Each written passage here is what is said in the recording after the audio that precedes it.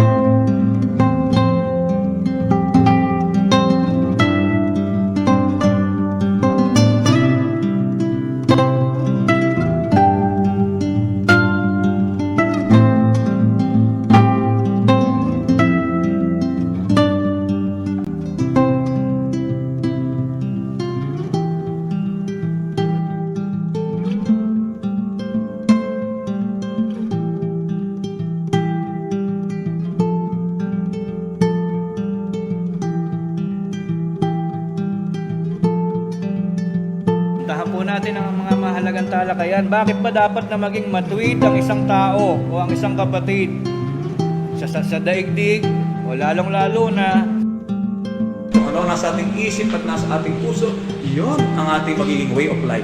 At ang ating way of life ay mag-result. Dumating na po tayo sa sandali na ating pananambahan. Sa pagkakataon po ito, ay ihanda po natin ang ating mga sarili sa kaunang bahagi ng ating gampanin, ang mga nakahandang awit na atin po aawitin. Ang una po natin awit ay pinamagatang Alitaptap, page 43.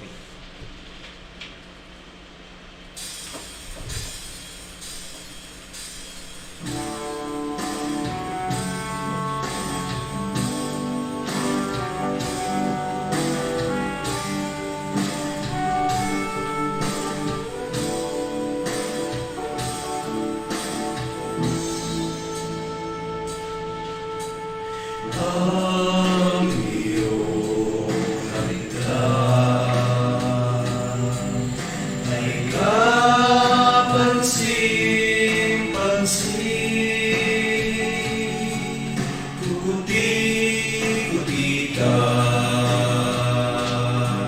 sa gabing madilim.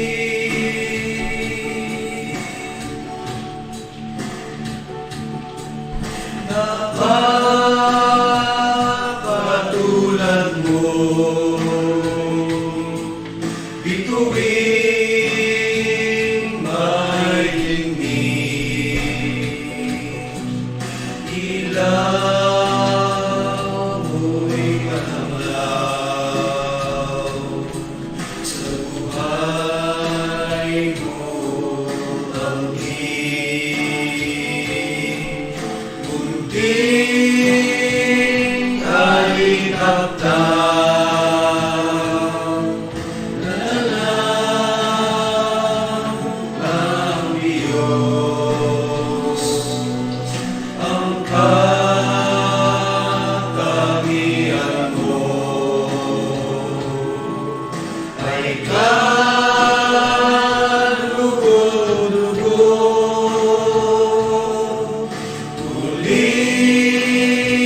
Isang nauri, may payak ang loob, dahil sa liwanag na sa'yo'y kaloob.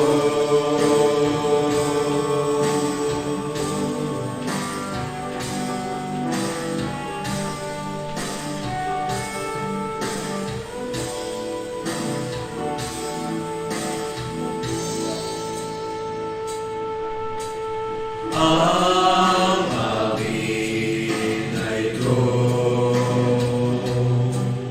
ay bigyan ng pansin, tuwiran ng Diyos na sa ating kaglawin.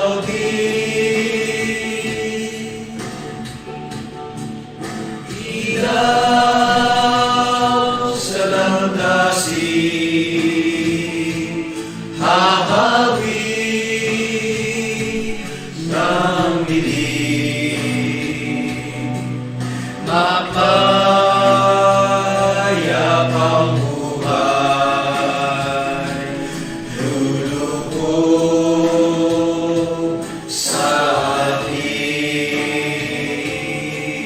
Munting alitaptap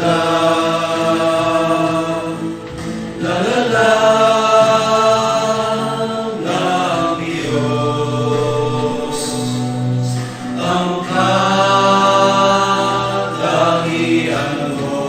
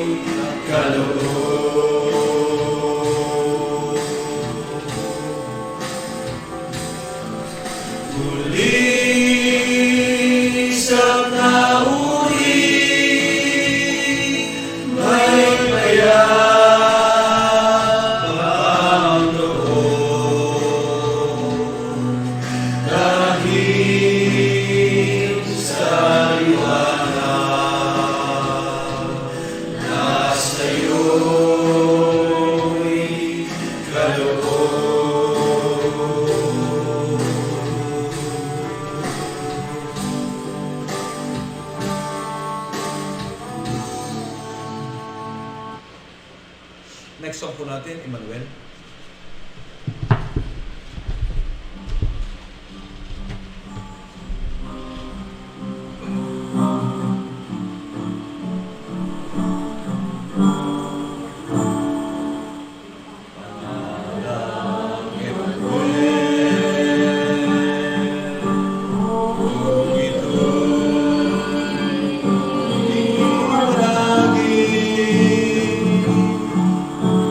Sa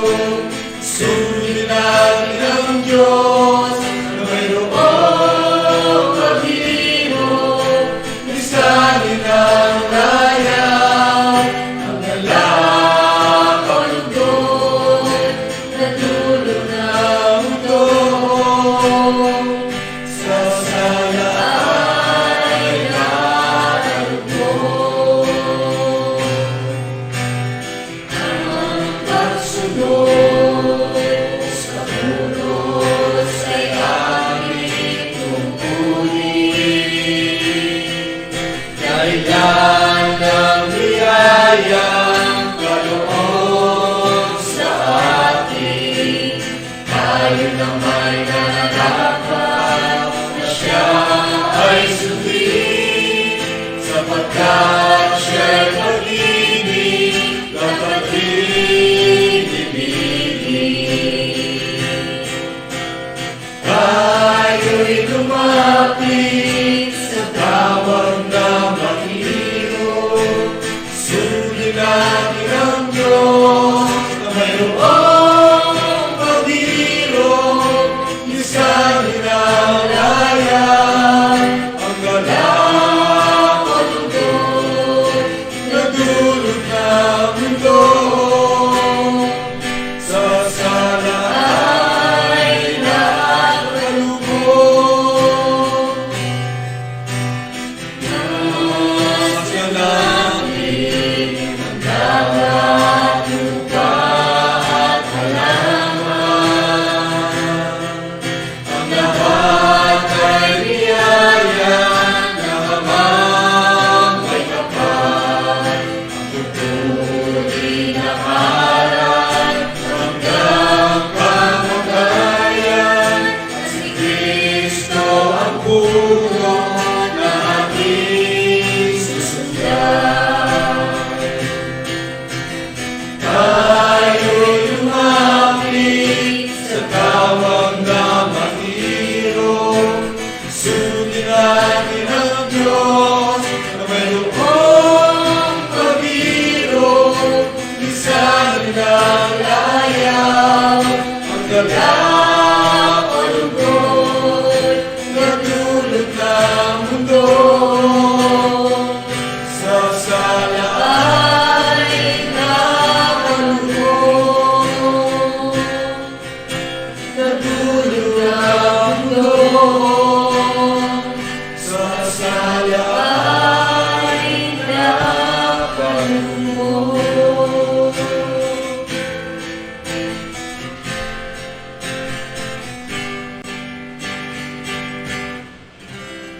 Mga kapatid, sa pagkakataon pong ito ay darako po tayo sa ating pananalangin, sama ng lahat ng ating mga kapatid sa bawat dako na kabilang, at kaisa po natin sa banal na gampaning ito ang ating mga kapatid na nasa kanilang mga bahay o iglesia sa kanilang mga bahay. Iba nating mga kapatid na nasa dako ng mga chapels, mga nasa ibang bayan. Tayo po ay sama-samang tumindig at ihanda po natin ang ating mga sarili upang damhin ang presensya ng ating Panginoon. Sama-sama po tayo lumuhod at tayo po ay mananalangin. Panginoon namin Diyos, amang banal na makapangyarihan sa lahat.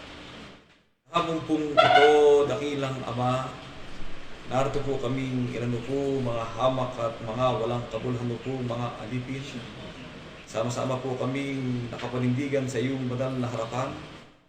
Bagamat hindi po natitiklop ang aming mga tuhod, ay nangayong papa naman ang aming mga puso. Kumikilala at tumatanaw na malaking utang na loob sa iyong dakilang harapan. Sinasamba at pinupuri ka ng bawat isa sa amin na ayon po lamang sa Espiritu at sa katotohanan. Salamat po ng marami sa iyong walang sawang pag-ibig at pagmamahal na ipinagkakaluho sa aming mga buhay. Ang aming lakas, ang aming hininga, ang lahat ng mga bagay sa aming mga buhay, ang mga kapayapaan, ang mga pagliligtas po sa amin sa ng kamatayan, ano pat sa lahat ng araw at sandali ng aming mga buhay ay pinakilala mo po sa amin, pinadala mo po sa amin ang iyong mga pag-ibig at mga pagkapal.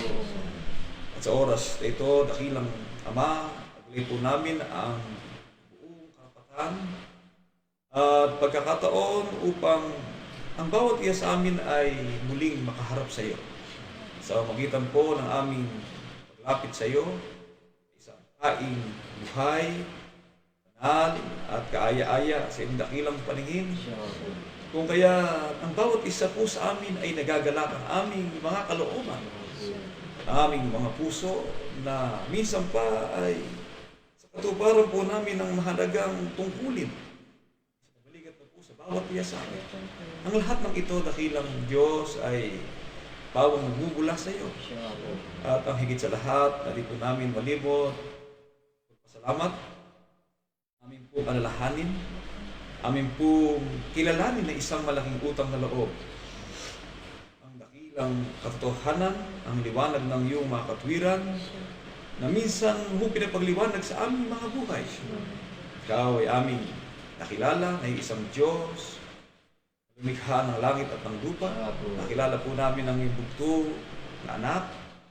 Sa pamamagitan ng kanyang kamatayan ay natupos kami sa aming mga pagkakasala.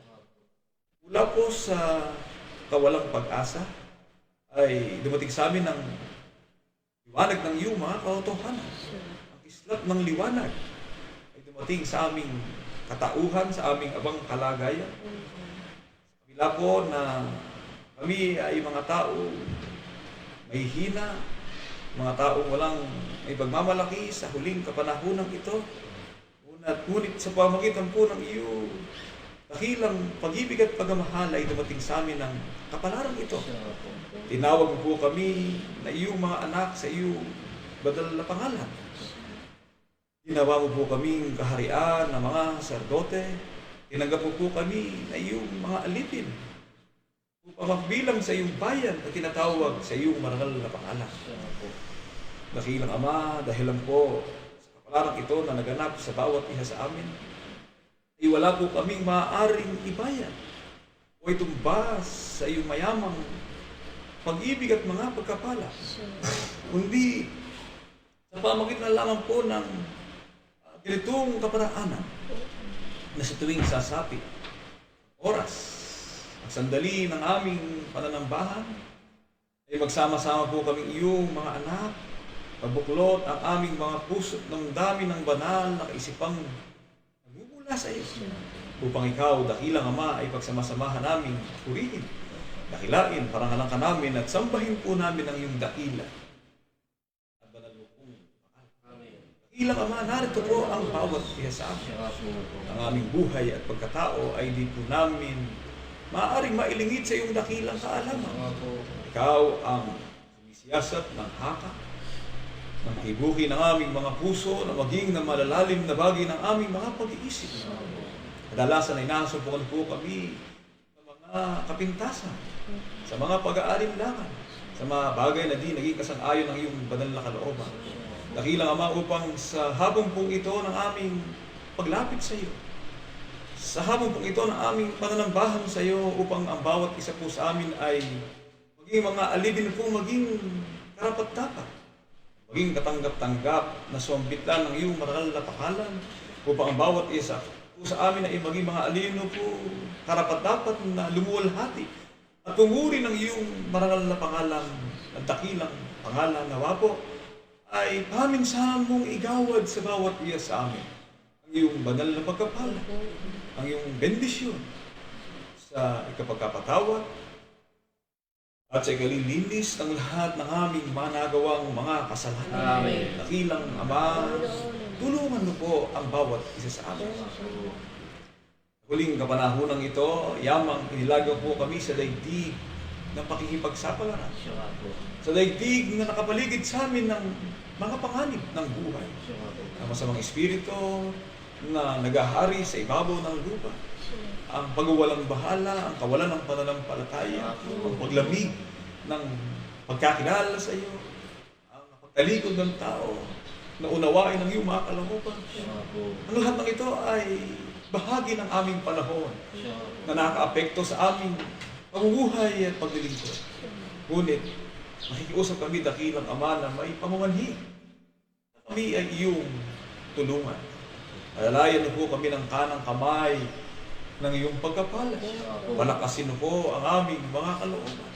Pangunahin na po na tulungan mo ang iyong mga kinakasangkapang mga mama. Sa pangunguna po ng aming gandang kapatid, Yun nga kapatid na Raul B. Santiago, lahat na rin ng mga katulong sa gawain, kami na tagapangasiwa sa banal na katungkulang ito ay namamanhid at nakikiusap. Nabuksan na po sa amin ang pintuan ng pagkaunawa sa tuwid-tuwidan, ang hiwaga ng iyong mga aral. Ilagay mo po sa aming mga bibig na masalita namin na may buong linis, ng katapatan, ng kahusayan, ng buong kapangyarihan. Makita mo po ang bawat isa sa amin ay hindi nawawala ng pag-asa, kundi taglay namin ang lakas sa aming mga kalooban na kami ay makapanatiling nanghahawa isang mapalad na pag-asa na ikinuro ko po sa bawat isa sa amin. Pagkat ang buhay ng tao ay tutungo sa kawalan at patungo kanyang katapusan. Sa katauhan ay mabubuwan sang-ayon sa kanyang naging kalagayan. Ngunit sa kanilang pagkabuhan ay siya naman naming pagkatagumpay. Sa kanilang paglimot ay siya naming namang patuloy na pag-alaala na ikaw lamang ang Diyos na buhay. Diyos na makapangyarihan sa lahat, na lumikha ng langit at ng lupa, at ng lahat ng mga bagay at nakakaalam, ng kasaysayan at ng kapalaran, ng sangkatauhan at nagtatakda ng mabuting kapalaran para sa aming mga kalagayan, kung mananatili po kami nangahawak sa iyong mga salita. At Panginoon, tulungan mo po, bawat iya sa amin na aming matanaw, magunita at maalala ang kahalagahan ng tunay na naglilingkod sa iyo. Na may buong katapatan, na may buong ningas ng aming pananampalataya upang sa paghakbang ng aming mga paa, tuloy na paglakad namin sa landas ng kapalaran sa aming mga pamumuhay at paglilingkod, maging mga anak mo na po kami. Dako paroon ng aming mga kapalaran ay makaasa naman po kami doon po sa iyong ipinangangakong buhay na walang hanggan. Amen. Dakilang Diyos, narito po ang iyong mga lingkod na nananambahan sa iyong banal na araw. Tulungan mo po ang bawat iya sa amin sa kanilang kalagayan, pamumuhay. Ilayo po kami sa mga bagay na pinangagalingan ng masama. Ilayo po kami sa mga bagay na maaaring magbagsak ng aming pananampalataya at pagkakilala sa iyo. Sa tuwid-tuwid na isaway na po kami sa maling haka ng aming mga puso, sa mga bagay na di nararapat, upang ang bawat isa sa amin ay mabuhay sa pananampalataya hanggang sa pananampalataya. May waksi namin ang mga bagay na nagdudulot ng pagkakapiso, ng paglimot, ng panghihina, ng pag-aalinlangan, ng takot, ng mga bagay na maaari sumira ng aming malinis na pananampalataya sa iyo. Panatilihin niyo po ang kapayapaan sa loob at labas ng aming mga tahanan, sa mga dako na aming kagawaang kinaroroonan, sa mga paglalakbay, sa mga bansa na kanilang kinaroroonan ay panatilihin mo po sa bawat iya sa amin ang aming mga pag-iisip. Alaan lamang sa pag-unawa, sa pagkatuto sa lahat ng iyong mga salita, na kami naman ay naghihintay na tagilay ang pag-itiis. Nagkapatuloy kami sa aming buhay na mapayapa kasama ng aming buong tahanan at sambahayan sa kabila po ng kahirapan, mga pagsubok, mga karalitaan na naranasan ng daigdig na ito, na maaari humantong sa isang malagim na pangyayari na maaaring maganap sa sangkatauhan. Kami naman ang mga alipin po ay nagpapatuloy at taglay ang pagsisikap na may buong katyagaan. Ano man ang hirap na aming danasin sa buhay na ito at ano man mga pagsubok, kahirapan ng buhay na aming kaharapin. May mga alipin mo lamang po kami at mga anak po kami na masisigla. Hindi nawawala ang pag-asa. Tagal namin ang malakas na kalooban na ikaw ang Diyos, maghaharing walang hanggan, babangon sa aming mga kalagayan sa ayon sa iyong wangis.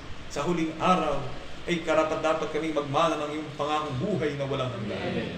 Dakilang Ama, sa iba't ibang kalagayan na naranasan ng iyong mga alipin, ang iba po sa amin nagtataglay ng mga bigat na karamdaman, ang karamdaman, sakit, paghihirap, mga panghihina ng aming mga katawan, ay ito po'y bunga ng mga bagay na di namin mahihiwasan. Kung paano ang aming Panginoon ay nakaranas ng ganung ding kalagayan, kami naman ay makaranas din sapagkat hindi magiging dakila ang alipin kaysa sa kanyang Panginoon. Kung siya nakaranas ng pagdurusa, ay kami man ay makararanas din ng pagdurusa. Kung ito man ay bunga ng mga karamdamang aming tinataglayan, kami naman po'y naniniwala na hindi mo po ipahihintulot sa amin na hindi namin makakaya. Kung ito po ay pinahintulot po sa amin upang aming papagsanayan, na maunawa ang kalagayan naming mga nilikha mo, na kami mga alabok lamang ng lupa na kailan pa man ay hindi maaaring magtiwala sa aming sariling bisig at kakayahan. Kundi ang aming pagtitiwala ay sa iyong dakilang kapangyarihan. Ito ba, Panginoon, tulungan mo po ang iyong mga alipin na may mga bigat na karamdaman mula kay Kapay na Luslumina Santiago, Kapay na Junior Santiago, Kapay na Loyola Mangguba, kapatid na Lucio Ro, ang mga mangaral na may mga kailangan sa buhay, Kapay na Pilisya, Cebu, kapatid na Tudor Atienza, at iba naming mga kapatid na hindi ka na po nabanggit ang kanilang mga pangalan. Igawad mo po ang ganap na kaginhawahan, sapagkat mula po sa kaginhawahan ng aming pakiramdam ay mapayapa naman kami at masigla naman kami makakaawit. Makapaglilingkod sa iyo na tagalay namin ng kasiyahan sa aming mga puso na ikaw lamang ang Diyos na aming sasambahin, Diyos na aming luluwalhatiin, Diyos na aming paglilingkuran magpakailan-kailan pa man. Dakilang Ama, ikaw ang Diyos na dakila, Diyos na walang kapantay sa kadakilaan at sa kapangyarihan. Sa iyong kamay ay nakasalalay ang aming buhay sapagkat kami nabubuhay dahil sa iyo. Bagamat ang buhay na ito'y aalisin mo, sapagkat sa isang panahon ay mangyayari sa amin na lisanin din namin ang daigdig na ito. Ngunit umaasa kami sa iyong tulong at magagawa na ang bawat araw at oras ng aming mga buhay ay magugugol naman namin aming masiglang paglilingkod, paghanap ng dakilang kaluwalhatian ng pagtatagumpay na siya ang pinagkasama-samahan namin at pinagkakaisahan namin magkakapatid sa tuwi-tuwi na ng aming pananambahan sa iyong banal na harapan. Dakilang Ama, sa oras na ito ay mag-aaral po kami ng iyong mga salita. Sa mamagitan po ng bukas, aklat at habang mo pinakasangkapan, ay loobin mo po na padaluin sa aming muli ang liwanag ng iyong mga salita. Hindi lang namin marinig, kundi magkaroon ng pitak sa aming mga puso. Hagi ng aming mga buhay na ito ay magpalakas ng aming nangihinang kalooban.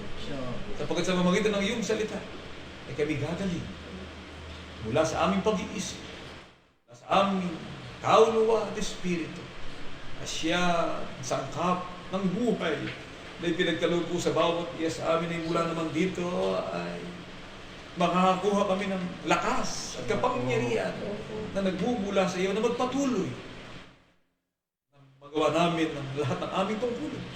Sapagkat sa tuwing aming lalasapin ang tinapay ng buhay na pagkain ng aming mga kauluwa.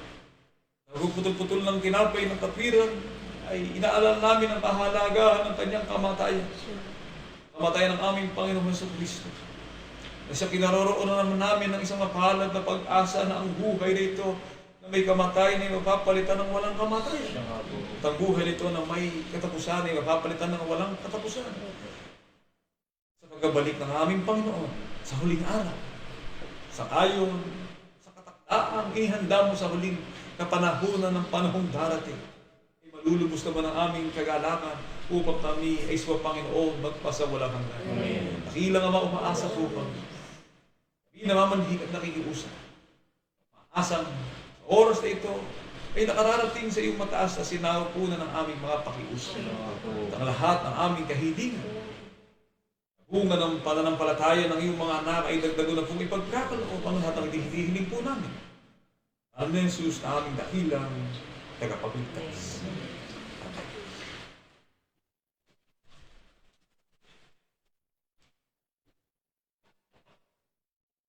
Patuloy tayo mga kapatid sa ating padalagang panin sa mga sandali po ito.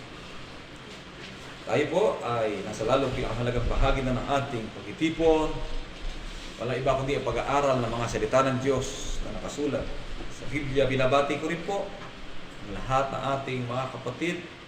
Sa oras na ito ay naghahain ng pasalamat sa pagsapit ng kaarawan ni kapatid na Kyla May Cebu, Mendoza, sa pagsapit ng kanyang 19 na taong kaarawan.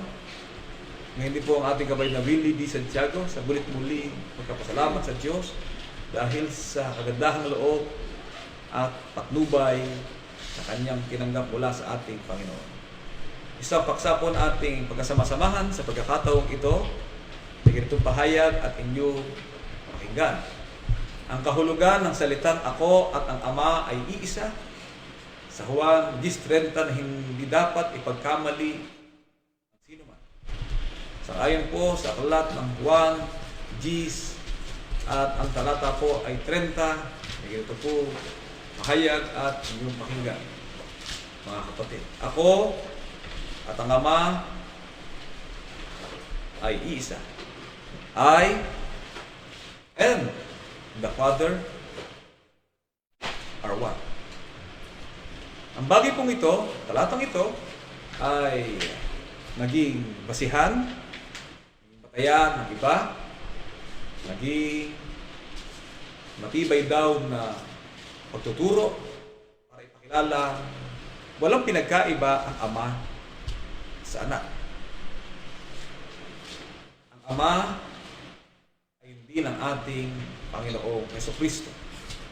Tawagin po nila sa kanilang aral na oneness o solo Diyos. Nalibhasa po ay kontrobersyal ang pagkapakilala o pag-unawa kalagayan ng isang Diyos. Resulta po ito para sabihin na ang Diyos ay may tatlong persona na nagkasama sa iisang kalagayan.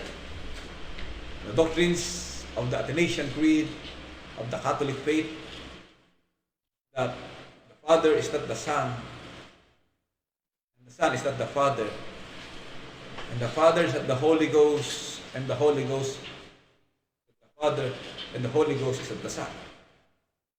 The Father is God, the Son is God, the Holy Spirit is God. And these three are agree in one, in equal essence, and equal nature. Diyan po pumasok ang Athanasian Creed, ang Catholic faith, na ang Ama at ang Anak at Espiritu Santo ay iisa sa kalagayan, mga kapatid. Ngunit, sa ating pong pananampalataya, sa ating paniniwala, ayon sa matibay na patotoo ng mga talata ng kasulatan, ang kahulugan po ng 10:30 ay hindi direktang nagkapakilala na ang Ama ay si Kristo at si Kristo rin Anak ay siya rin Ama. Kung bakit sinabi po ng Biblia sa aklat ng Juan 10:30 na ako at ang Ama ay iisa, ay dapat po nating maunawaan ang malalalim o mga bagay na ipinakikilala ng Biblia at ang katangian ng mga salita na nakasulat sa banal na kasulatan. Ang mga apostol ng ating Panginoong Jesucristo ay nagtuturo o nagkapakilala kung ano ang dapat nating matiyak tungkol sa mga salita sa banal na kasulatan, gaya po ng itinahayag aklat na ikalawang Pedro 3 at ang talata po ay 16. Ganito po ang nakasulat. Gaya din naman sa lahat ng kanyang mga sulat na dooy sinasalita ang mga bagay na ito. Na dooy may ilang bagay na mahirap unawain. Ay sinisinsay ng mga di nakakaalam at ng mga walang tiyaga. Nagaya rin naman ang kanilang ginagawa sa ibang mga kasulatan sa ikapapahamak nila. Kung hindi po natin mauunawa ang mga bagay na kahulugan na nakasulat sa banal na kasulatan, sapagkat ang banal na kasulatan po at ang mga salitang nakapaloob dito ay magresulta ng pagiging komplikado sa isip ng marami pag hindi naunawaan ang mga bagay na nakasulat sa banal na kasulatan. Sapagkat specific po na sinasabi ni Apostol Pedro, lalo-lalo na sa mga karta pastoral na ipinakilala ni Apostol Pablo, doon sa kanyang mga sulat. Doon sinasalita ang mga bagay na ito. Alin po ito? Na doon ay may ilang bagay na mahirap unawain. Palibhasa po'y mahirap unawain, ano po ang resulta? Sa tao, kinapos ng unawa. At dahil po sa mahirap unawain, ang tao po ay nasinsay o namali. Saan? Sa pagkaunawa. At dahil sa ang tao po ay namali o nasinsay sa pagkaunawa, sapagkat hindi nila naalaman ang tunay na kahulugan ng isang bagay na nakasulat, likha ng kawalan ng katyagaan. Ano po ang idudulot nito sa tao? Naturuan at nagturo sa ikapapahama nila. Papasok po doon ang maling paniniwala. Ang maling paniniwala ay magresulta ng kapahamakan ng kaluluwa ng tao. Dahil po sa paniniwala at pagkilala tungkol sa salitang isang Diyos ay napakaraming sangay ng pag-iisip ang pumasok sa isipan ng tao kung ang Ama ikay Diyos at kung ang Anak ikay Diyos pa rin. Iilan ika ang Diyos?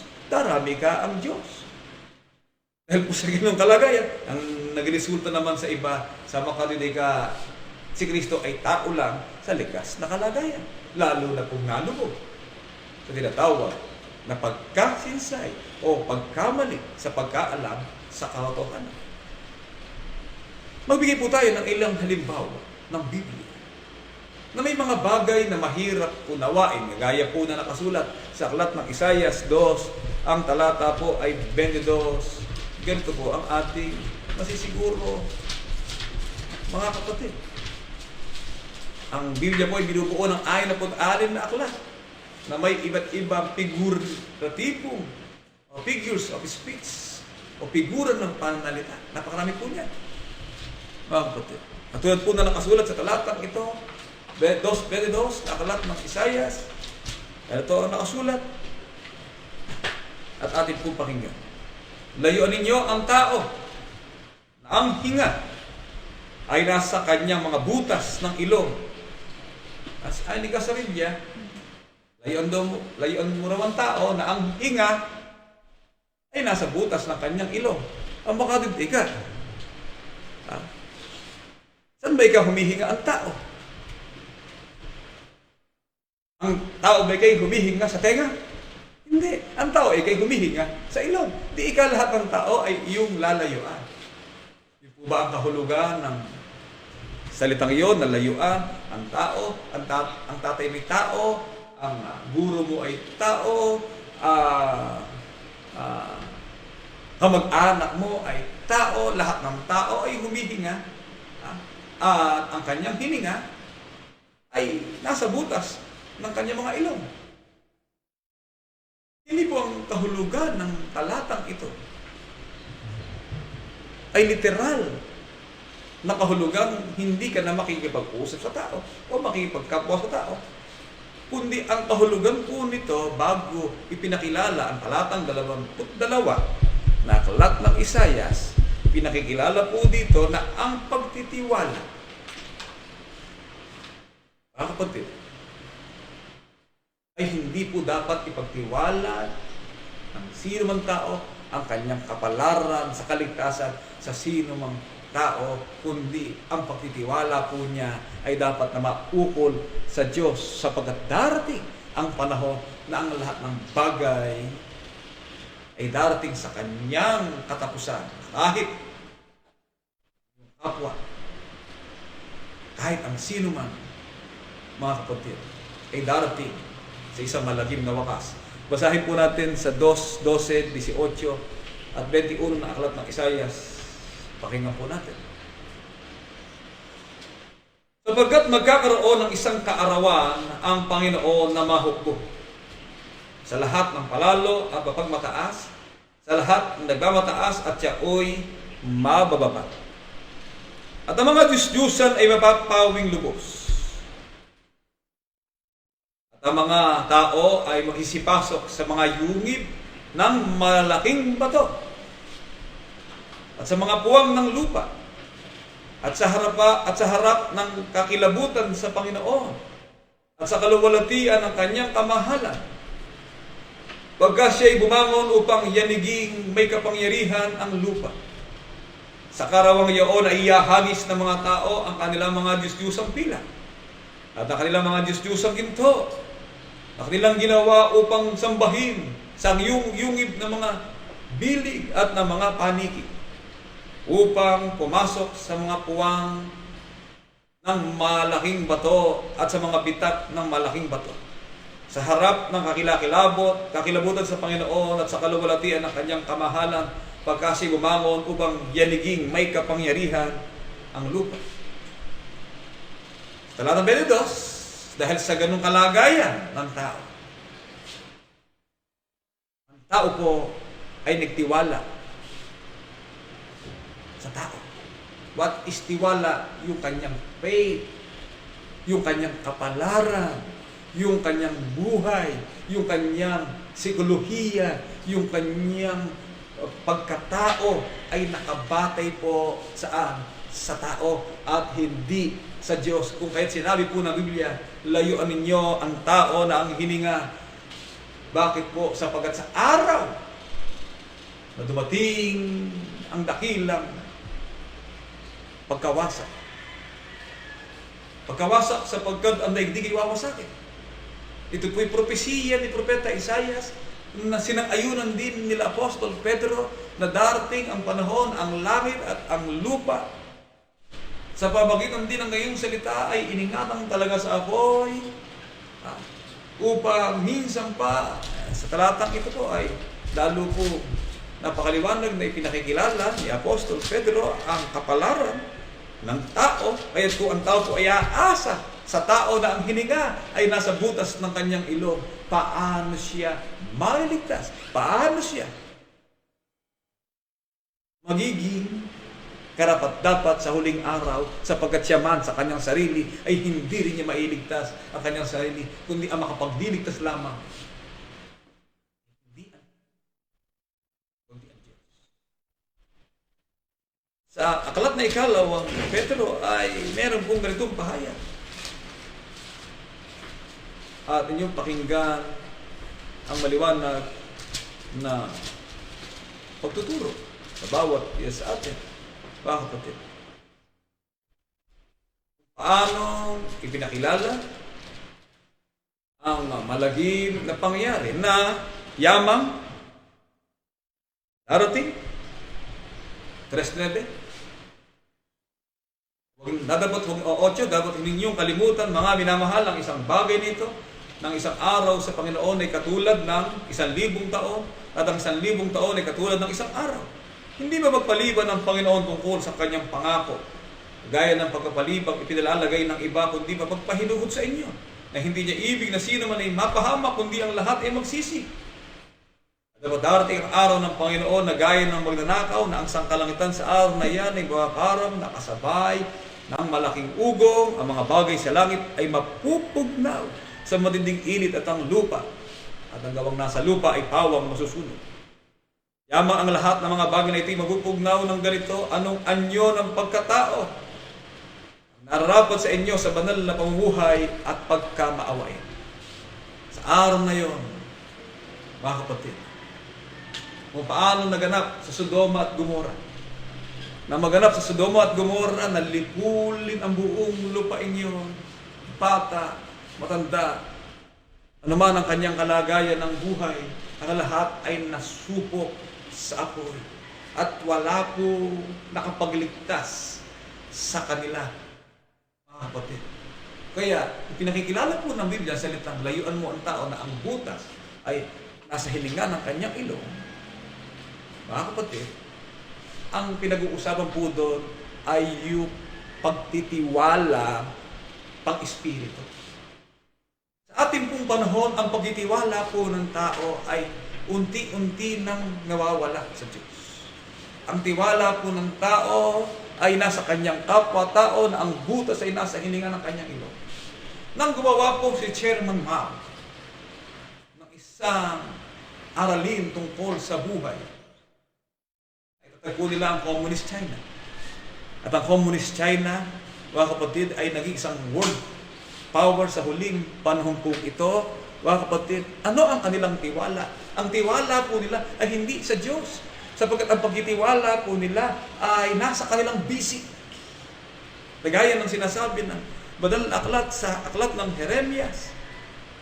Sa 17 ang talata po 4. Ganito ang sabi ng Panginoon, sumpain ng tao na tumitiwala sa tao, na ginagawang laman ang kanyang bisig, at ang puso ay humihiwalay sa Panginoon.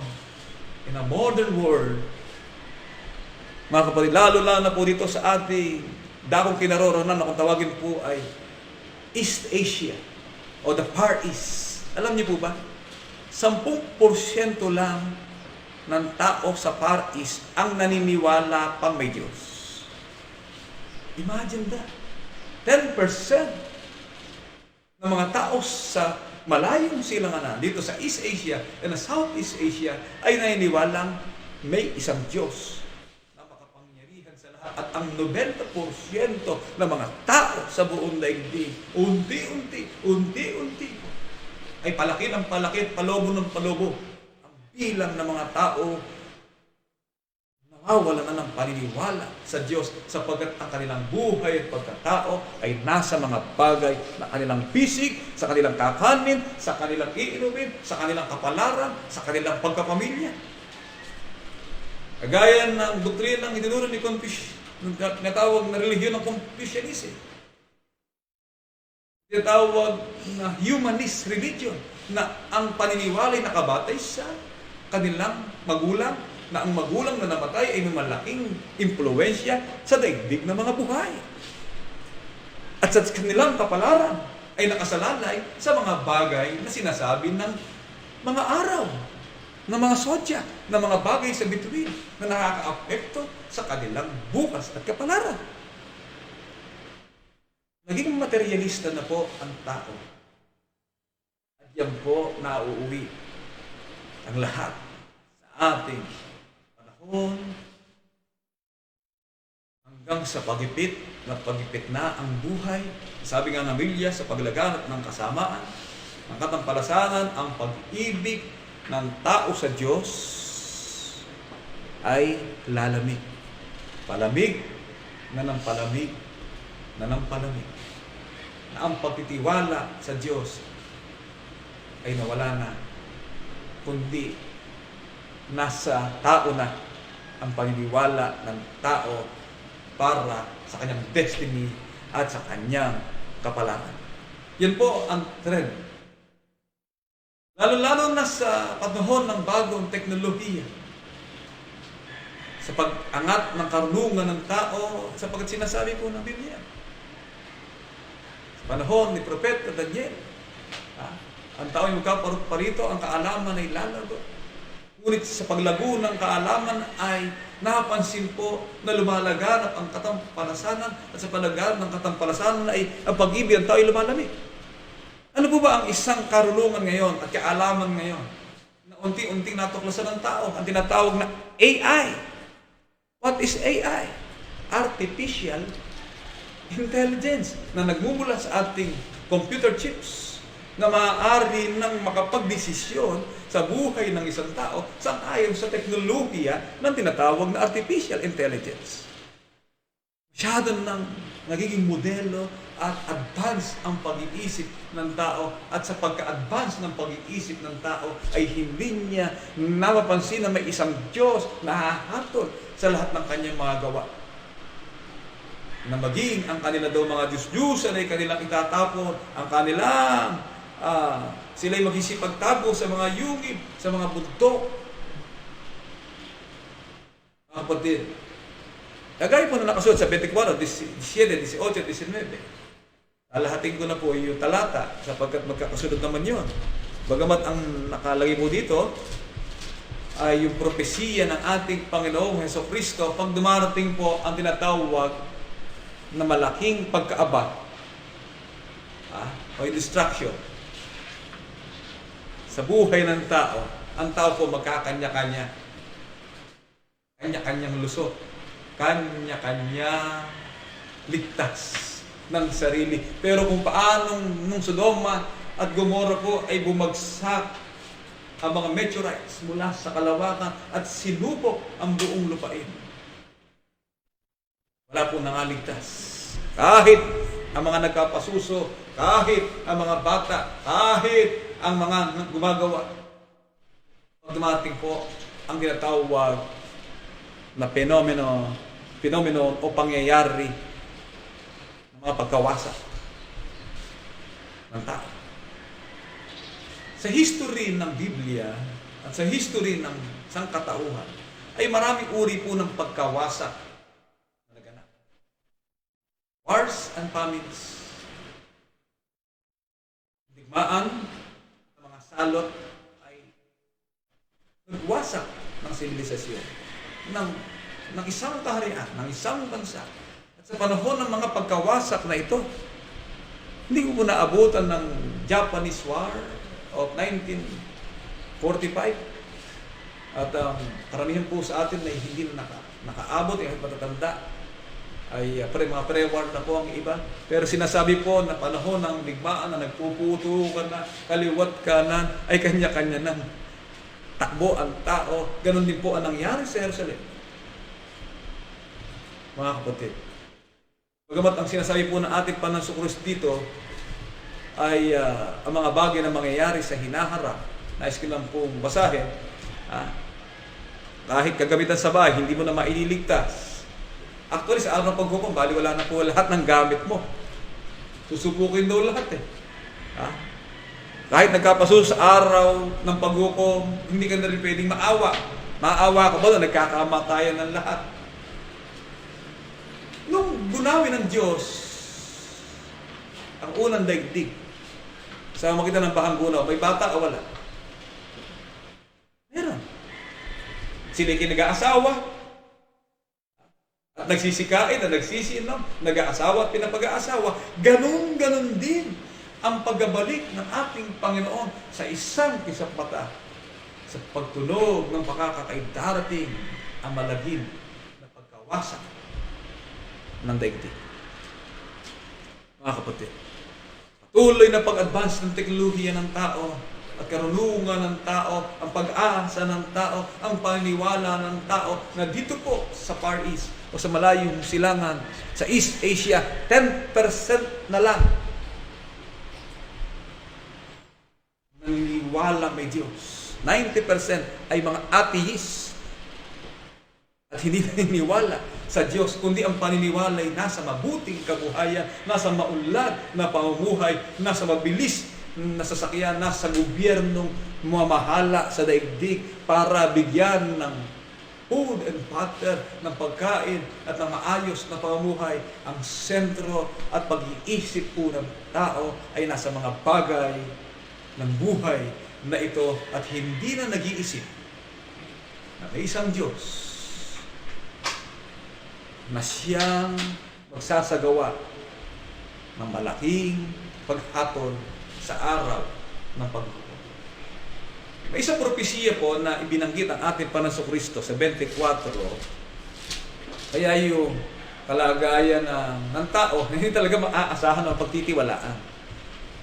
Pag dumating na yung mga dakilang pagkaaba, isipin mo nga ninyo biglang nababago lahat, hindi mo ba? Simple lang, simple matters. Sa negosyo. Negosyo ka, maunlad, marami, bigla ngayong sinarado, palengke. Wala ng tao. Yung inaasahan mo ngayon, paano ngayon? Kung marami kang bayar kung maharig, ang ibig sabihin, yung pagbagsak, the fall. of anything, ng isang bagay, biglang mababago. Na yung inaasahan mo pala'y hindi pala maaasahan. Kung sabihin nga nung araw ba may sikat na bangko dito, subok na matibay, subok na matatag, para kay kang nakasandal sa pader. Yung subok na matibay, subok na matatag Nung magsarado ubos lahat itong savings ng tao sa bangko, nagsara. Ang dami na po ngayong mabagsak, pabagsak na ng pabagsak. Kaya hindi natin nakikita na laman ang mga bagay na hinaharap. Katulad sa panahon ng ating Panginoong Kristo, ang maligayang pamumuhay ng tao, ang maayos na pamumuhay ng tao, ang napayapang paglilingkod ng tao. Sa panahon ng ating Panginoong Kristo, ayon sa kanyang propesiya, magkakaroon po ng isang dakila at napakalaking pagbabago. Basahin po natin. It is a prophecy. Hindi po agad siya tumutukoy directly sa paghukom. Ngunit, ganun din ang mangyari sa araw ng paghukom, yung great destruction. 24:17, pero pag pinansin po natin itong talatang ito, 24:17, sa 16, kung magkagayon kayo magsitaka sa mga bundok ang nasa Judea. Para sa 16. Pag inakit mo sa 15, kaya nga, pagkakita ninyo ng kasuklam-suklam na paninira, meron pong binabanggit si Kristo dito, kaya pagkakita nyo ng kasuklam-suklam na paninira, na sinalita sa pamamagitan ng propeta Daniel, na natayo sa dakong banal, unawain ng kuwabasa. Ano po yung sinasabing ni propeta Daniel tungkol sa kasuklam-suklam na paninira, the great destruction? Ito po ang sinasabi ng propesiya ni Daniel na magaganap sa anyo 70. Ano po ang naganap ng anyo 70? Ang sabi ng ating Panginoong Kristo, makakahalig kayo ng digmaan, mga alingaw-ngaw ng mga digmaan, ingatan ninyo na huwag kayong magulubihanan, sapagkat kinakailangan ito'y mangyari. Dadapot hindi pa ang wakas. Mismo sinalita ng Panginoong Kristo sa mga taga-Hudeya at mga Hudyo na kanyang mga lingkod na makakarinig kayo ng alingaw-ngaw ng digmaan at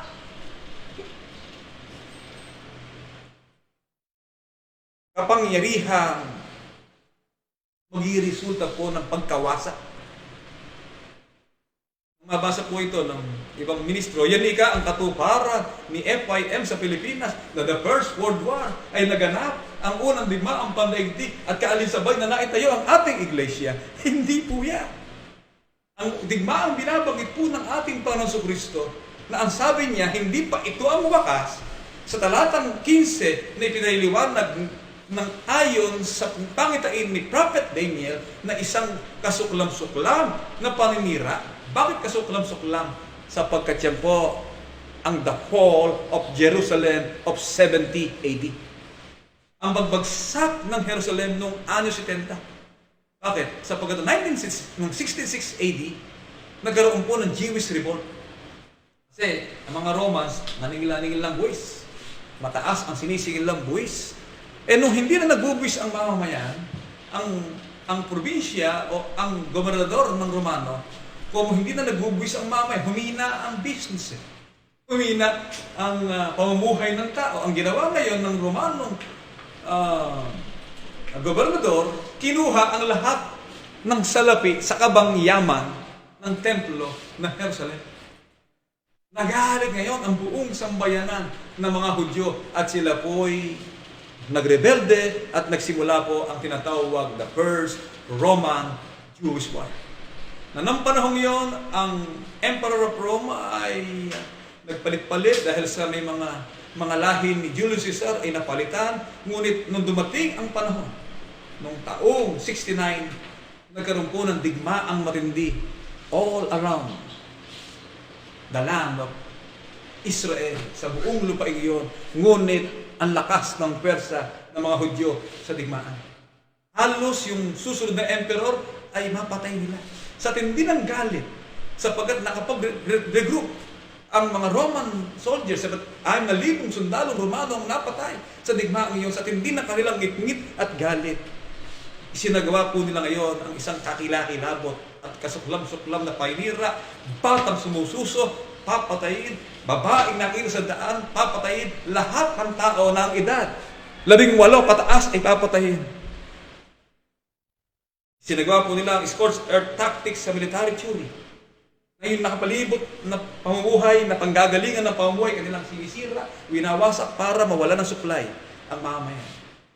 Nagkataon po sa kanilang estratehiya ng digmaan. Lahat ng mga Hudyo, kasi ang mga Hudyo nagpupunta sa Jerusalem para sumamba. Sa araw ng kanilang kapistahan, pinapasok nila ang napakaraming mga Hudyo sa buong Jerusalem.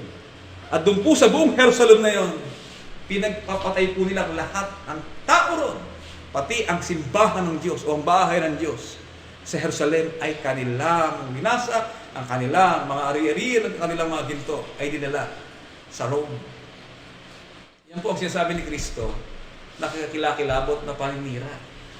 Kaya, como sumampalataya ang mga kaanib, ang mga Kristiyano, ito po'y propesya ni Kristo. Ang ginawa po nila St. Peter, nung 66 AD pa lang, nakatakas na sila. Diyan na po nag-flourish ang Christian faith. Kasi walang mga kaanib na napatay sa digmaang ito sapagkat sila po nangalat. Umalis sa Jerusalem bago dumating ang mga sundalo. Kaya ang sabi ni Kristo, kung magkagay magsitakas sa mga bundok, ang nga sa Hudiya, ang mga nasa bubungan, huwag bumaba, upang maglabas ng mga bagay sa loob ng kanyang bahay. Pag nakita ay batang naglalaro ay ginigilitan ng ulo. Kinukuha ang puso, ginagawang kwintas ng mga sundalong Romano bilang trophy nila na pag pumatay sila ng mga Hudyo. Talaga pong dumanak ng matinding dugo. Yan ang kalagayan ng daigdig na punong-puno ng bahid ng dugo sa tinatawag na digmaan ng unang panahon. Ang nasa bukid ay huwag magbalik upang kumuha ng kanyang balabal, pati balabal mo. Hindi mo nababalik doon kasi tumakas ka na. Wala nang saysay pa. Na makipag-jamingan. Kinakailangan mo nang tumakas, nawawalan ng saysay ang lahat ng iyong ari-arian, lahat ng iyong balabal pag dumating ang mga kilakilabot na paindira. At dapat sa aba na nagdadalang tao na nagpapasu sa mga araw na yon. Mga bata pong nasa loob ng Jerusalem. Ang Jerusalem is a compact city. Kapag napalibutan niya ng mga sundalo, inubos po ang lahat ng supply. Walang tubig sa loob ng 5 buwan. Mga kapatid, 5 buwan kang hindi iinom, 5 buwan kang walang pagkain, 5 buwan kang ginugutom kasi hindi pa pinupul attack ng Roman legionnaires ang buong Jerusalem sapagkat inuubos pa nila ang supply. Kaya yung general na yon na naging Roman Emperor, si General Vespasian, nung siya maging Emperor kasi bumagsak ang Rome noong unang panahon, kaya siya ang nag-assume ng emperorship dun sa Rome. Iniwan niya ang kanyang anak ni si Titus, General Titus, na siyang nagkaroon ng final battle sa loob ng Jerusalem. Yung mga batang nakita, patay din patay doon, pugot din pugot doon. Hindi lang sila namatay sa digma, namatay pa sila sa gutom. Paano ka makakakain? Nasa loob ka ng isang nasasaligi, na nasa utang, isang malaking kuta, na nandun ka na lahat. Kasi po ang Jerusalem, wala namang lupain po yun ng mga bato Nandun na malaking simbahan, ang lahat ng mamamayan doon, nandun lang, kapaikot-ikot, wala nang makain, wala nang mainom. Hindi lang sila namatay sa digma, namatay sila sa gutom at paghihirap. Yan po ang resulta ng panira. Ang ating daigdig ay maraming dahilan para masira. Man-made disaster sa magitan ng digmaan, the proliferation of nuclear arms. Sabi ng mga Chinese, bakit kayo nagpupunta sa South China Sea? Di ba nasa Amerika kayo? Sabi ng Amerika, amin ang China Sea, kami dati ang boss dito, tulungan namin ang aming mga kaibigan. Sabi ng China, amin ang buong non-dash line, sapagkat wala pa kayo, 300 years ago, kami na ang may hawak niya. Mga kagalitan ng daigdig. Hindi natin alam kung ano ang magiging resulta nito sa hinaharap. Pero isa lang po ang mangyayari. Isa lang po ang tiyak. Pag dumarating na ang pagkasira ng buhay, ng ari-arian, ng kapayapaan ng tao. Pagpahirap na ng pahirap ang tao hanggang sa dumating sa kanyang talagang wakas. Wala nang saysay ang lahat ng pinagsumikapan ng tao. Pati nga Diyos-Diyosan daw, tatapon na ng tao. Mga kapatid. Kaya automatic na hindi mo nga pwede ipagtiwala sa tao ang bukas. Ang bukas po ay dapat ipagtiwala sa Diyos. Kaya siya sabi ng Biblia, layuan ang tao na ang hininga ay nasa butas ng kanyang ilong. Ang ibig sabihin lang po nun, yung dedication of your faith. Hindi ka pwede umasa kay Mao Zedong. Hindi ka pwede umasa sa American support. Hindi ka pwede umasa kay Duterte, sa sino mang politiko o sa sino mang tao. Ang ating pag-asa, paniniwala, na magdudulot sa atin ng kaligtasan ay kanino? Sabi ng Banal na Aklat sa isang talata po ng Biblia, mapalad ang tao na tumitiwala sa Panginoon at ang pag-asa ay ang Panginoon. Kaya layuan mo ang tao ng hinga. Ang ibig sabihin nun, huwag mo nun isalig ang iyong pag-asa sa tao. Sapagkat umaasa ka, yung inaasahan mo, bumagsak din eh. Ano nangyari sa mga hari ng Jerusalem? Umasa sila sa hari ng Ehipsyo. Yung hari ng Ehipsyo, sinakop ng ibang kaharian, bumagsak ang kanilang kaharian, pati sila nasakop. Bakit? Kaya sa huling araw na magaganap, mga kapatid, pinakikita lamang po dito yung ibig sabihin ng pag-aaral po natin na hindi ko mo sinabi ng Biblia yun, i-interpret mo na yun ang kahulugan. Layuan, kaya yung tao hindi na nakikipagkapwa. Layuan doon eh. Hindi po ganun ang kahulugan. Ano po ang kahulugan? Nung sinasabi natin, merong bagay na mahirap unawain. Isisay ng mga di nakakalam. Gaya po ng distenta na aklat ng Mateo, ako at ang Ama ay iisa. Kaya sino lamang po ang maaaring makaunawa ng mga hiwaga ng kasulatan? Marcos 4, ang talata po ay 11. Sa inyo ipinagkaloob ang makaalam, hiwaga ng kaharian ng Diyos, ngunit sa kanilang nasa labas. Ang lahat ng mga bagay ginagawa sa pamagitan ng mga talinhaga, ipinagkaloob po sa inyo o sa kanyang mga mangaral. Yung hiwaga. Alam po yung hiwaga? 2:7 na aklat na ikalawang Timoteo.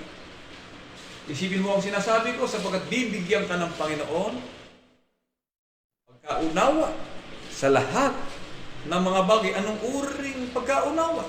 2:10 na aklat ng unang Korinto.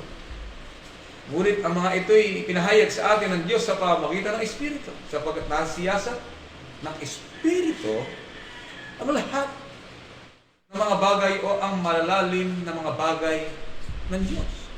Kaya, buksan po natin ang ating mga pag-iisip all sa mga bagay ng Diyos. 10% mga tao sa ating panahon, ito sa tinatawag na Asia, ang naniniwala lang na may Diyos. At pag hinati mo pa ang 10% na yan, iba't iba po ang paniniwala pa sa Diyos. Pero yung buong 90%, isang impluwensyang pambuong daigdig na unti-unti ang isip ng tao ay ilalapit na malaga sa technology, sa karunungan, sa capacity ang magagawa ng tao.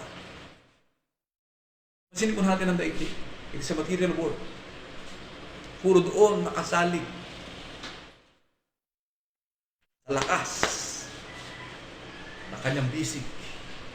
Kaya yung kaisipang socialism, sa malakas na kaisipan po yan, talagang naglalagabla.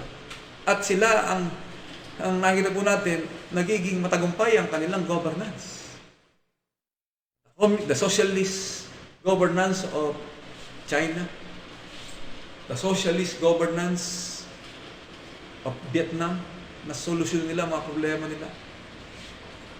Ang socialist America, the progressive socialist idea of President Biden, talaga yung socialismo, yung kaisipan ng socialismo, mga kapatid, na ang bagay at ang buhay ay maipagtiwala mo sa magagawa ng tao sa iyo. At ang relihiyon ay walang kaugnayan sa buhay. Mga kapatid, ang paniniwala sa Diyos, ang sabihin nila hindi na ika nakakain. Yun ang kanilang pag-iisip. Malalalim na bagay ng Diyos, pag in-apply mo po yan, bubuti ang buhay mo. Halimbawa, ayaw mo ng digmaan, ang sabi ng Diyos, yung kinukuha ika sa iyo, ibigay mo na pati pakanan. Hindi siguro pwede sa foreign policy yun. Pati sa foreign policy, kinukuha po yung isla natin, pamigay na natin. Hindi siguro pwede yun. Talagang nakikipag-away. Pinipilit ng China, yung lugar po nila, nakuha kasi nga, isang lumalaking impluensya dito sa Asia. Natural lang na proteksyon mo, ang lakas mo diyan kasi hindi ka makararaan sa Malacca Strait na dinaanan po ni Ferdinand Magellan na yun ang daanan ng produkto ng daigdig kung hindi mo makukuha at magkakaroon ka ng impluensya sa dagat. Lumalaki ka, kinakailangan kang makaraan dyan ng payapa. May kagalit kang malaki, kaya maaaring magresulta po yan ng digmaan. Kaya iba't ibang kaisipan. Yung nangyayari po sa atin, ng buhay, hindi mo na masabi kung paano na. Naghahanap buhay ka, haharangin ka. Sa hanap buhay. Para bang ang ibig sabihin, magtiwala ka sa kanila para bumuti buhay mo. Ikaw ay laging yumuko sa kanila. Ikaw ay laging umamin sa kanila para magpatuloy ka. Ganyan po ang nangyayari sa buhay ng tao. Kaya sa ating mga lingkod ng Diyos, maunawaan po natin ang malalalim na bagay ng Diyos na ang daigdig unti-unti po ay darating sa kanyang wakas. Kaya kung pahirap man ang pahirap ang panahon, hindi po tayo dapat mawala ng pag-asa sapagkat ang ating pagtitiwala hindi sa tao na ang hininga ay nasa butas ng kanyang ilong, kundi ang ating tiwala at pag-asa ay nasa Diyos. Paano natin ipagtitiwala ang ating buhay sa Diyos? Sa pamamagitan po ng Espiritu. Espiritu na sumisiyasat. Mga kapatid, ano po yung Espiritu na sumisiyasat? Nasa pananampalataya ka ba? Siyasatin mo ang iyong sarili kung ikaw ay nasa pananampalataya. Nagtitiwala ka ba sa pangako ng Diyos? Kagaya ng ating mga kapatid na nagkapasalamat, nagtitiwala ka ba na hindi kanya pababayaan, na hindi kanya pagkukulangin, o ang iyong lahi man ay mamalimos ng tinapay? O dahil sa iyong paghihirap ay ikaw ay pumila sa community pantry? Kasi po, limos yun eh. Limos o hindi? Limos ayon sa iyong kaya, kumuha ka. Iba po, hindi na nangyayari ayon sa iyong kaya. Meron na ngayon nag-aasikaso kasi pag ikaw ay kumuha ayon sa iyong pangailangan, mauubos yun. Tulad na nangyayari sa iba. Sana, natapos na Brad yung community padre niya sa Lapete. Kumusta ba? Nadaan ba kayo kayo na? Marami itong mga tinatinapay eh. Meron tagapaglagay ng itlog. Siguro kay Kuya Sin de Guzman yan. Kasi tindahan niya yung nilalagyan ng itlog. Ano po ang ibig sabihin mga kapatid? Hindi po tayo dapat mawala ng pag-asa. Pagpatuloy po tayo, kung ano ang meron tayo, in a times of war, wala pa naman pong digma. Magpapal pa tayo. Ang Pangulo natin, maayos yung Pangulo eh. Ayaw niya ng digma. Kasi alam niya ang history. Iba ang American culture at iba ang Chinese concept. Chinese concept of world power ay business.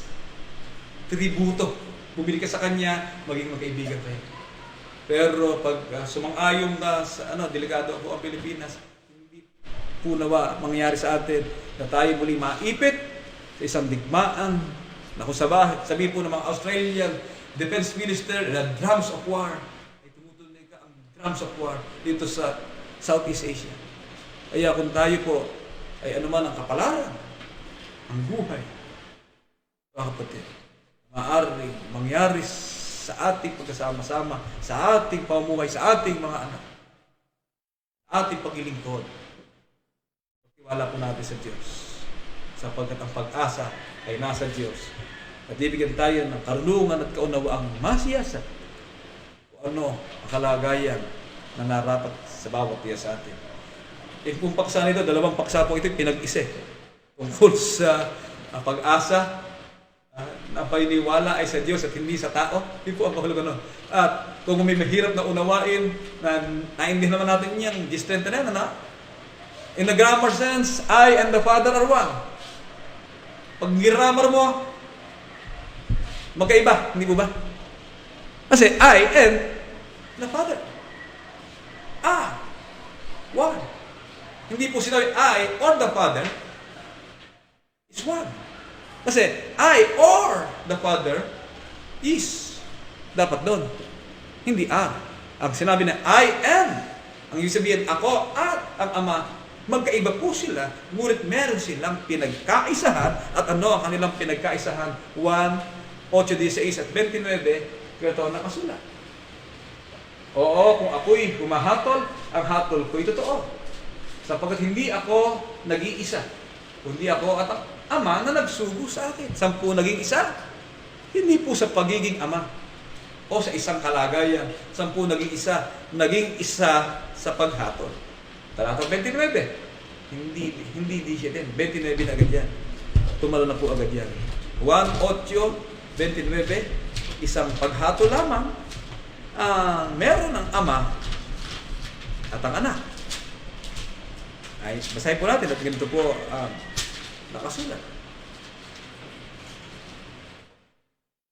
At ang nagsugo sa akin ay sumasa akin, hindi niya ako binayaang nag-iisa. Ang mga twin, magkaiba sila. Hindi siya binayaang nag-iisa sapagkat ginagawa ko lagi ang mga bagay na sa kanya nakalulugod.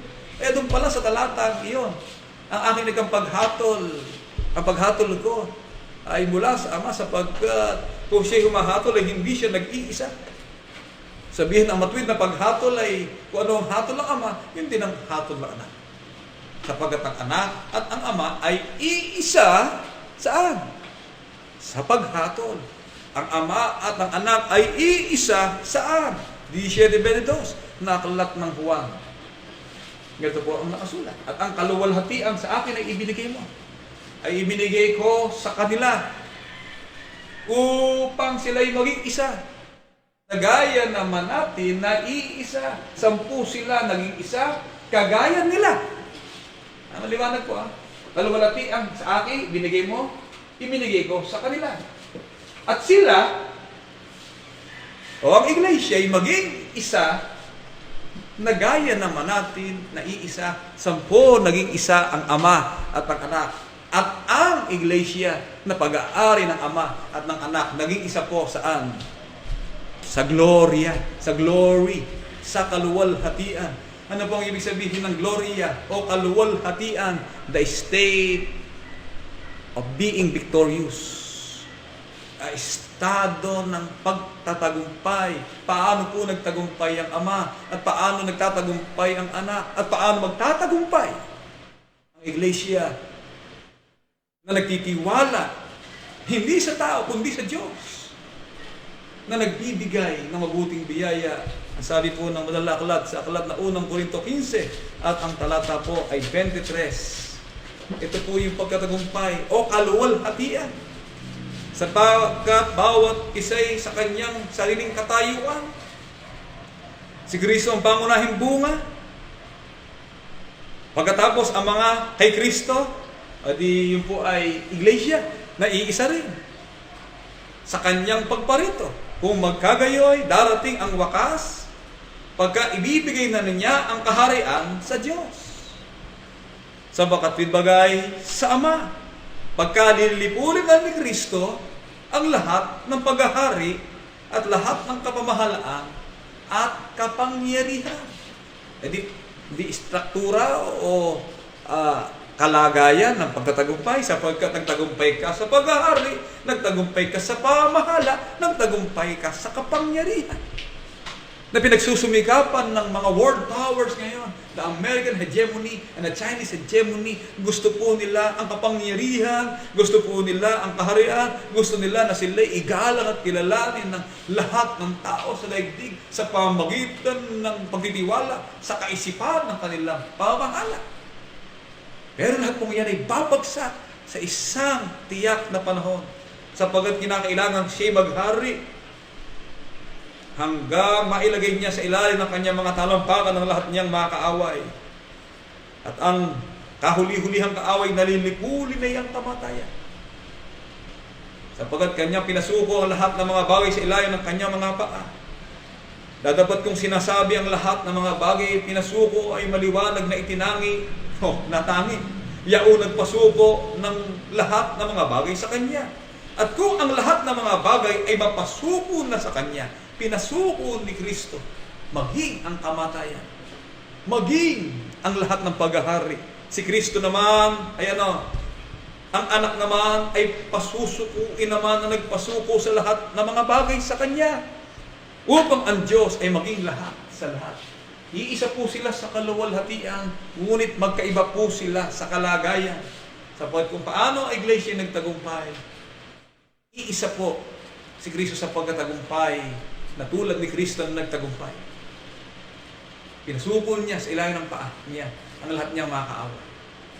Ngunit sa huli po, ang Kristo rin, na matapos na mapagharian na ang lahat ng kapangyarihan sa katauhan, ay susuko naman sa Diyos na nagpasuko ng lahat ng bagay sa Kanya, upang ang isang Diyos na manalala ay maging lahat sa lahat. Iisa ba yun? Hindi po sila iisa sa kalagayan ng pagka-Diyos, ngunit iisa po sila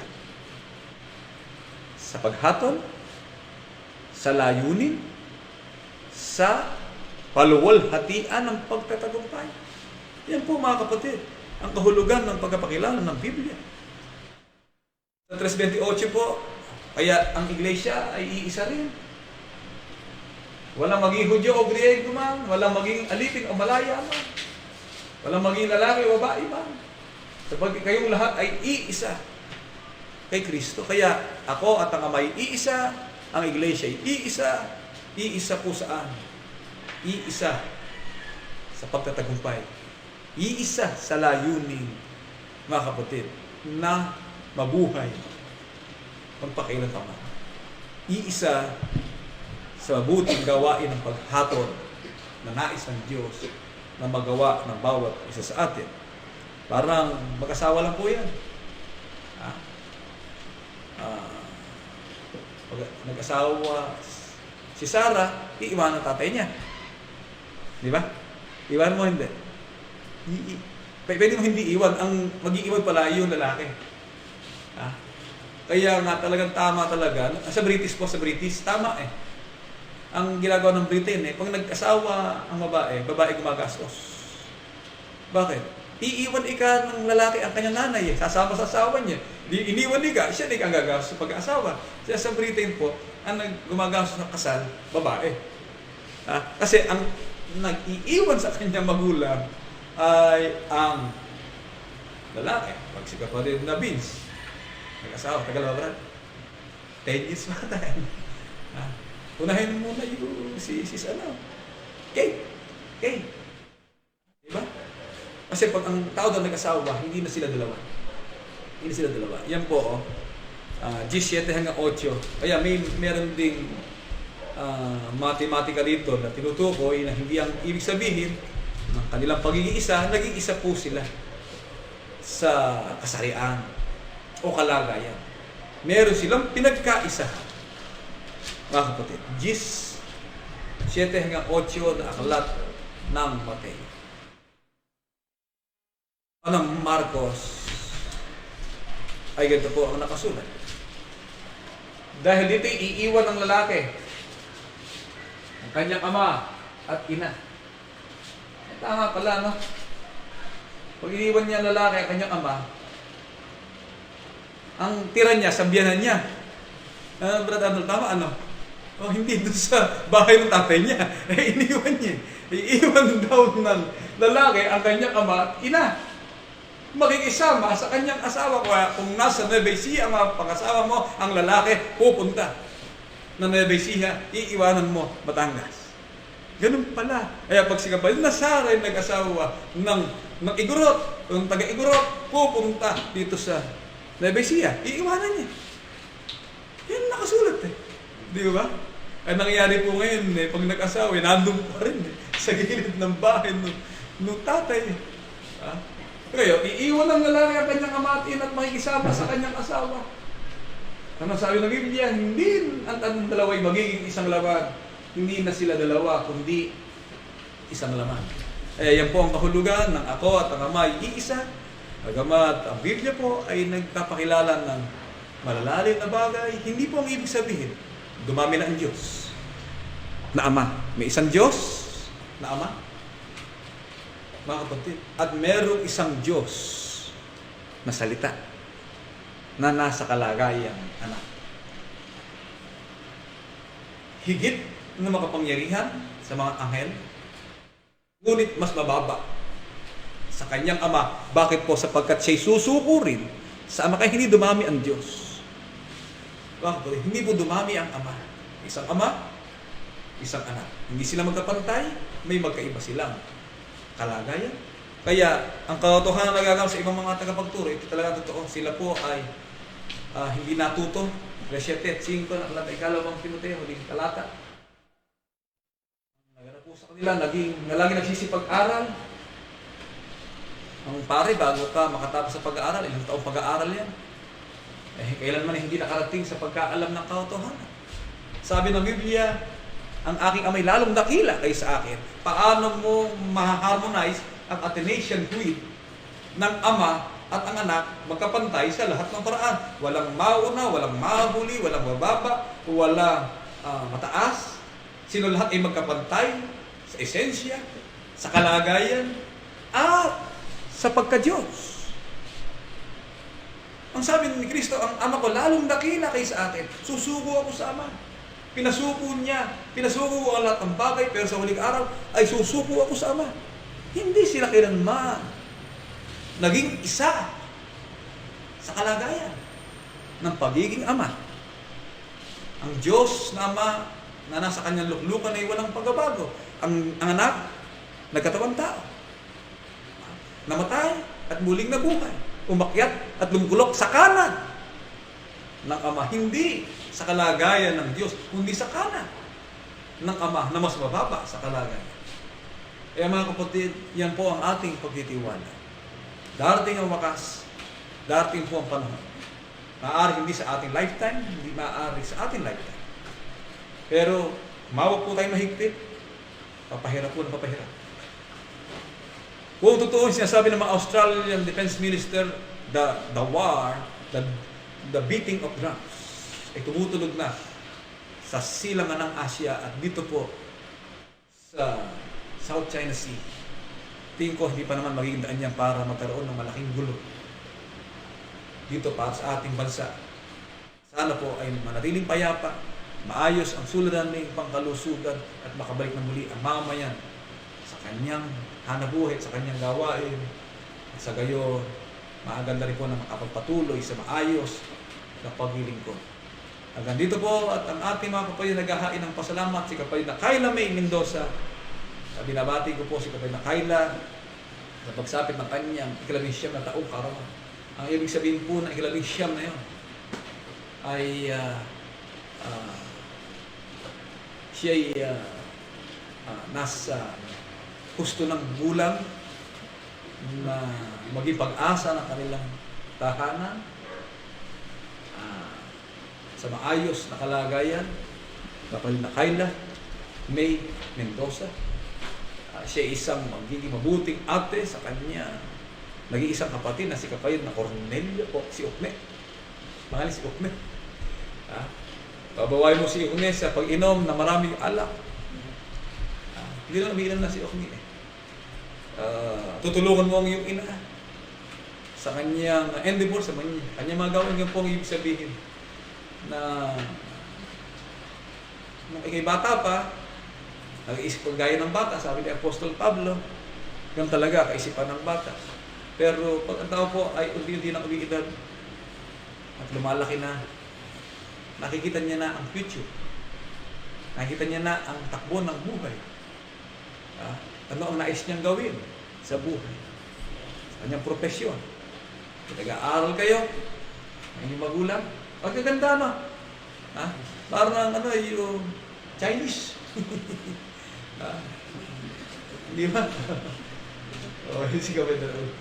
At sa ganung kalagayan ay ang mahalaga po dito magtagumpay. Kasi ang iglesia, iisa. Ang nais ng Diyos, tayo magtagumpay.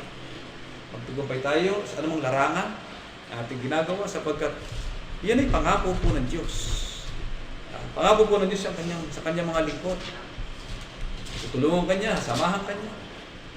Kagaya ng kapatid na Willie Santiago, kanyang kalagayan na lagi po niyang nadarama ang patnubay at tagapala ng Diyos.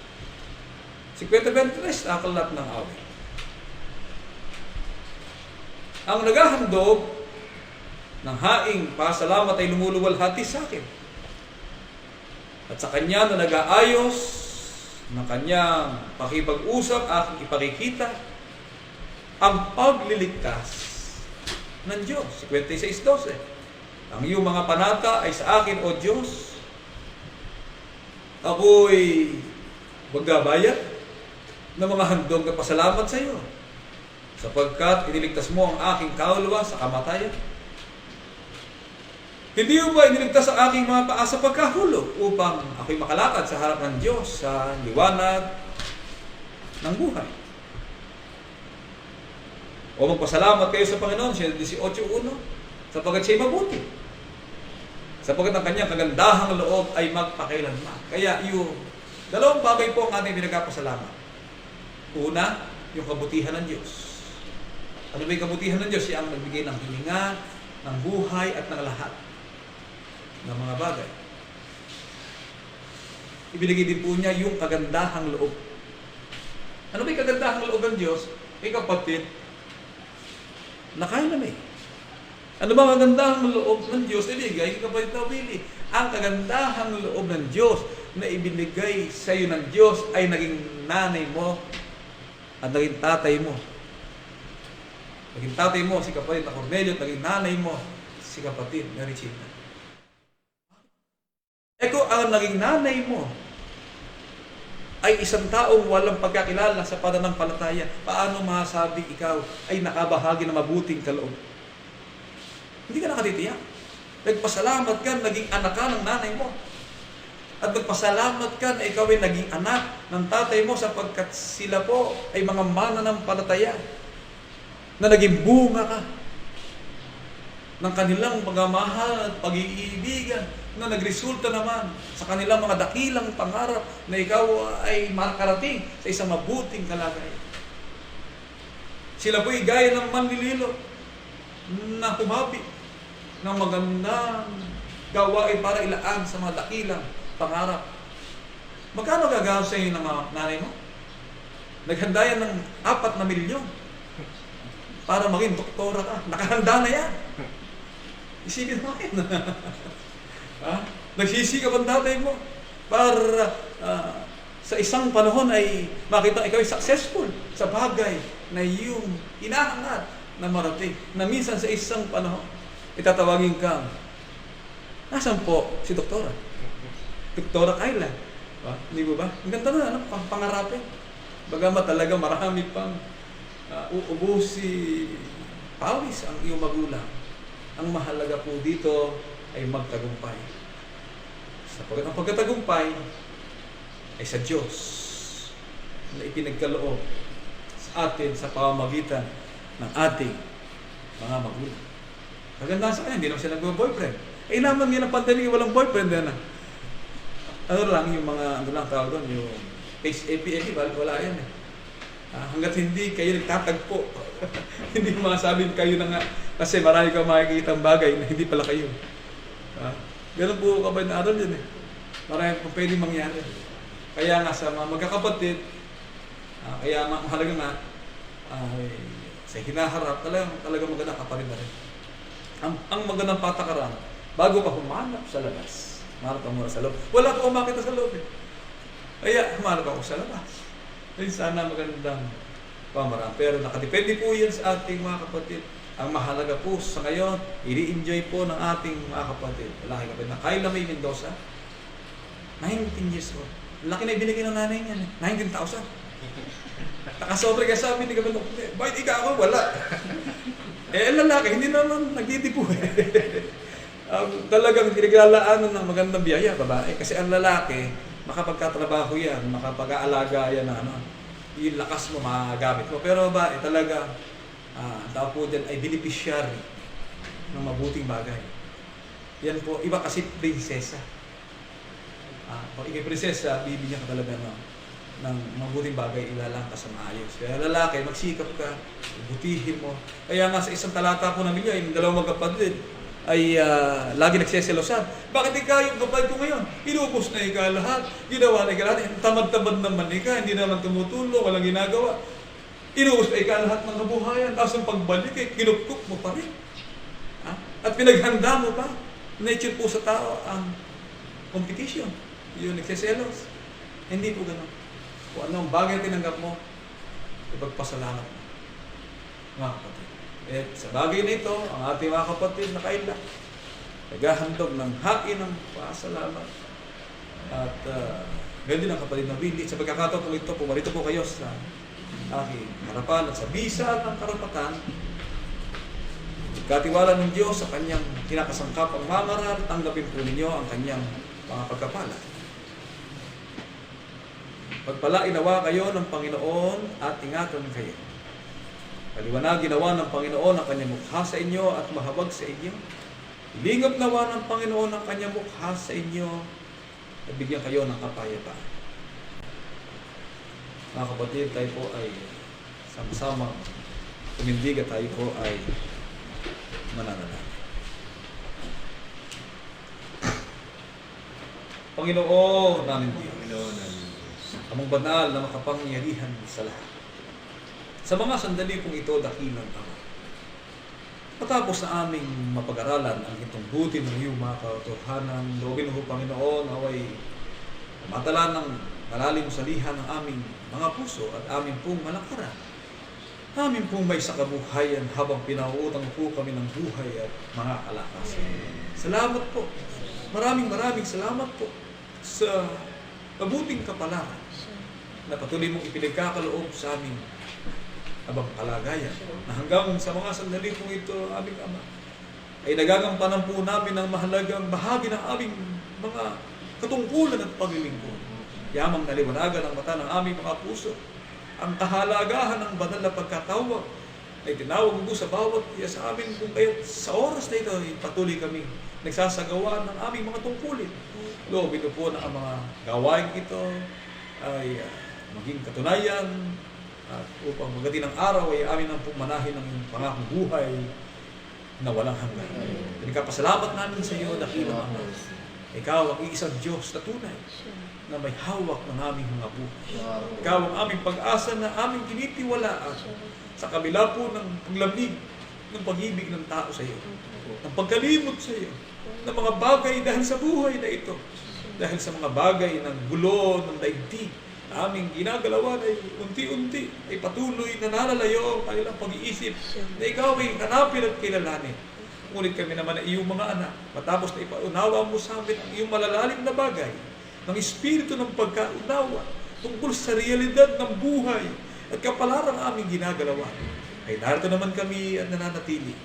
At aming kasiyahan at kalagayahan ang patuloy na mag-aliw sa lahat ng iyong mga palatuntunan. Dakilang Ama, ingatan mo po ang bawat isa sa amin. Yamang naunawaan namin ng kapalaran at kalagayan sa amin ay naghihintay sa daigdig na ito. Sa mga kahirapang maaari pa namin kaharapin, kung umabot man sa amin ang mga bagay na sinilita ng mga propeta sa aming panahon, ay nananalig po kami na hindi po kami pabayaan. Hindi po kami pagkukulangin. Ni ang aming lahiman ay mapalimos ang tinapay, hindi lamang ng mga bagay na pangailangan sa buhay na ito, kundi higit sa lahat ang pangailangan pang espiritu na sa tituin ay matig namin ang iyong mga salita na may buong kalayaan upang kami naman ay iyong mga anak sa tuwid-tuwid na masisigla, manalakas at matitibay sa patuloy ng paglilingkod at pagsamba diyan po sa iyong banal na harapan. Patawarin mo po kami aming sa aming mga pagkukulang. Mga tao lamang po kami mahihina na walang lakas sa ganda ng aming mga sarili. Kung kaya sa oras na ito, alang-alang sa aming pananambahang iniukol sa iyo. Igaw doon po sa amin ang iyong bendisyon sa kalilinis at sa pagkapatawad ng lahat ng aming mga nagawang mga kasalanan. Narito po ang iyong mga anak na naghahain ng pasalamat mula po sa aming dalagang kapatid na si Kapatid na Kyla May Sibuk Mendoza sa pagsapit ng kanyang 19 na taong kaarawan. Kuskusino po siya ng iyong mga kagandahang loob. Biyayaan mo palagi ng kaunawaang nagmumula sa iyo, ng katalinuhan na mapahalagahan ng iyong mga salita, maingatan ng kanyang sarili sa patuloy na pag-iingat ng iyong mga panatutunan sa kanyang kalagayan.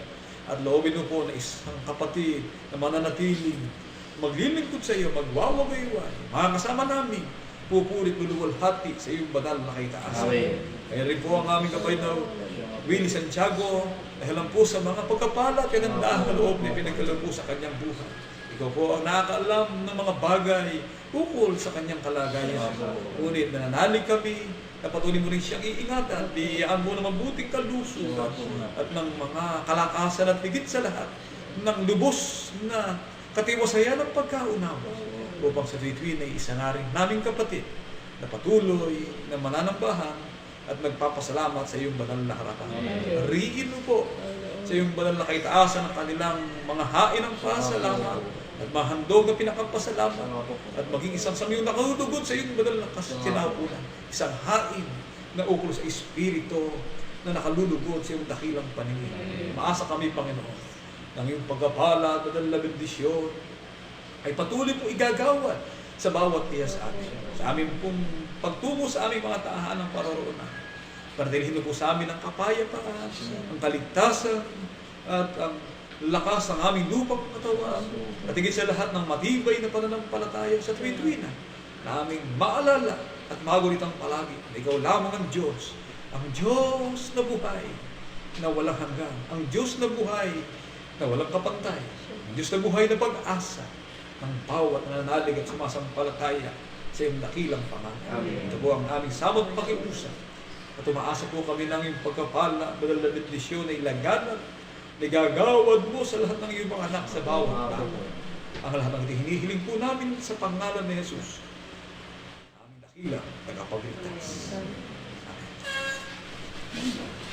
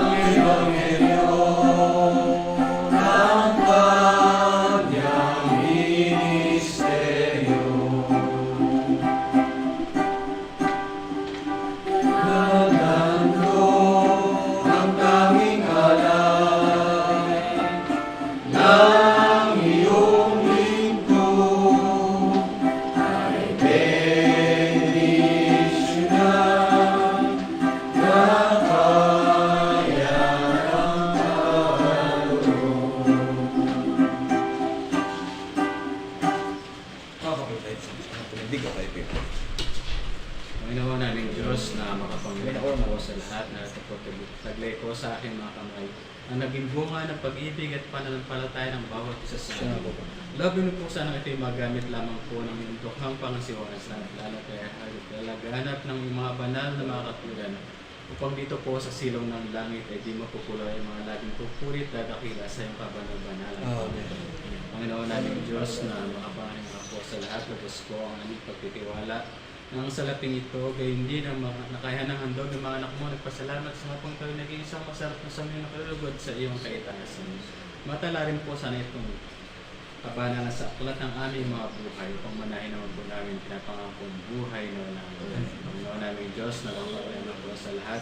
Hindi po namin makalimutan dalangin sa iyo kami yung mga anak na kinakasangkapan sa dakilang gawain siya. Naway pagkakalooban niyo po sana kami, Panginoon, ang mga pagkakakitang kasangay lamang po ng iyong banal na kalooban upang ang mga bahagi po nito ay magamit sa pagtupad sa mga tungkuling niyatang mo sa aming mga buhay. Lahat pong ito ay aming nihiling at nasasalamatan sa tayong pangalan at karapatan ng aming mahal na ako na si Kristo Jesus. Amen. Doxology mga kapatid.